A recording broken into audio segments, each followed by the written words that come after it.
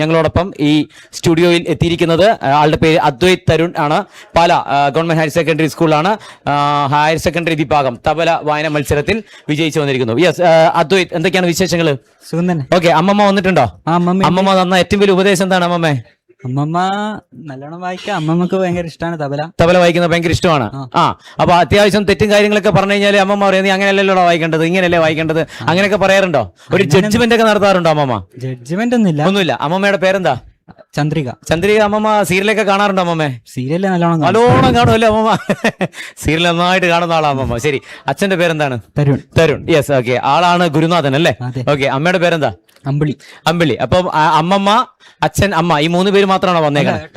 ഏട്ടനും വന്നിട്ടുണ്ട്. ഓക്കെ. നമ്മുടെ ഹാരിസ് ഭായിയുടെ ശിഷ്യനാണ് അച്ഛൻ അല്ലേ? Yes, okay. അപ്പോ എത്ര വർഷമായി അച്ഛന്റെ കീഴിൽ ഇപ്പം തബല പഠനം തുടങ്ങിയിട്ട്? ഇപ്പൊ എത്ര വർഷമായി? ചെറുതാകുമ്പോ പഠിച്ചു തുടങ്ങിയതാണ്. 1ാം ക്ലാസ് ആ ടൈമിലെ പഠിച്ചു തുടങ്ങിയത്. അങ്ങനെ തന്നെയുണ്ട്.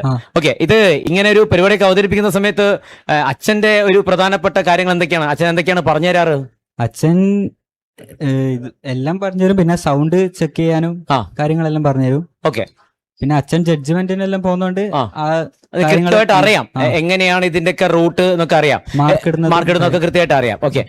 ഒരു ജഡ്ജ്മെന്റിലേക്ക് പോവാണെങ്കിൽ പറഞ്ഞിരിക്കുന്നത് ഒരു തബല ഒരു സ്റ്റേജിൽ അവതരിപ്പിച്ചുകൊണ്ടിരിക്കുമ്പോൾ ശ്രദ്ധിക്കേണ്ട ഒരു പ്രധാനപ്പെട്ട കാര്യങ്ങൾ എന്തൊക്കെയാണ്? ശ്രദ്ധിക്കേണ്ടത് താളം, ക്ലാരിറ്റി, പിന്നെ നമ്മള് നോട്ട്സ് പറയും, അത് അതിന്റെ ക്ലാരിറ്റി നോട്ട്സ് നമ്മൾ പറയും.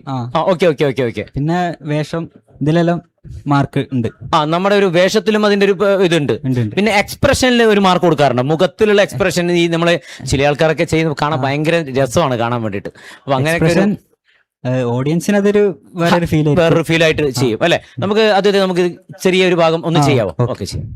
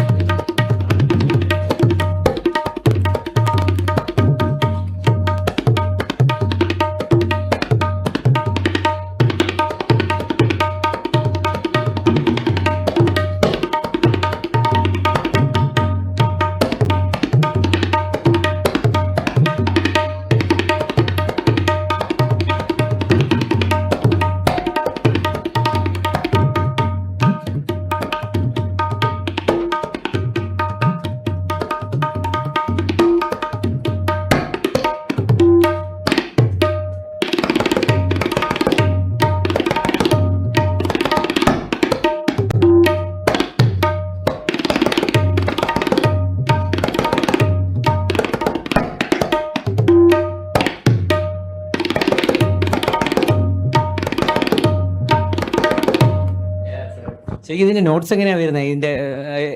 ഇതിന്റെ നോട്ട്സ് ഓരോ അക്ഷരങ്ങളാണ്. അതെല്ലാം ഒരുമിച്ച് വരുമ്പോ അങ്ങനെ മാറും അല്ലേ? Yes, okay. ഇതല്ലാതെ ഈ തബല വായന മത്സരം അല്ലാതെ വേറെ ഏതെങ്കിലും മത്സരങ്ങളൊന്നും ഇതുവരെ ഒന്നും പങ്കെടുത്തിട്ടില്ല? ബ്രദർ എങ്ങനെയാ? ബ്രദറും 3 വർഷം സ്റ്റേറ്റ് പോയതാണ്. അപ്പൊ ബ്രദറിന്റെ ഭാഗത്തുനിന്നുണ്ടായിരുന്നു കുറെ ഉപദേശങ്ങൾ. മോൻ ആദ്യമായിട്ടാണോ സ്റ്റേറ്റിലേക്ക് പോകുന്നത്?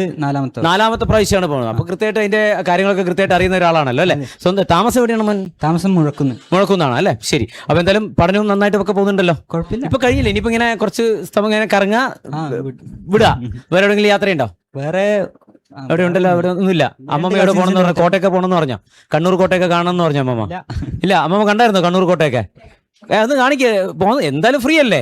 ഒന്ന് കണ്ണൂർ കോട്ടയിലൊക്കെ പോയി ഒരു ചായ ഒക്കെ കുടിച്ച് ജോളിയായിട്ട് പോവോ കേട്ടോ. ഓക്കെ, സന്തോഷം. ഇപ്പൊ എന്തായാലും താങ്ക് യു സോ മച്ച്. എല്ലാവിധ ആശംസകളും നേരിക്കുകയാണ്. റേഡിയൻ ENT ഹോസ്പിറ്റൽ നൽകുന്ന സ്നേഹം നിറഞ്ഞ സമ്മാനം കേട്ടോ.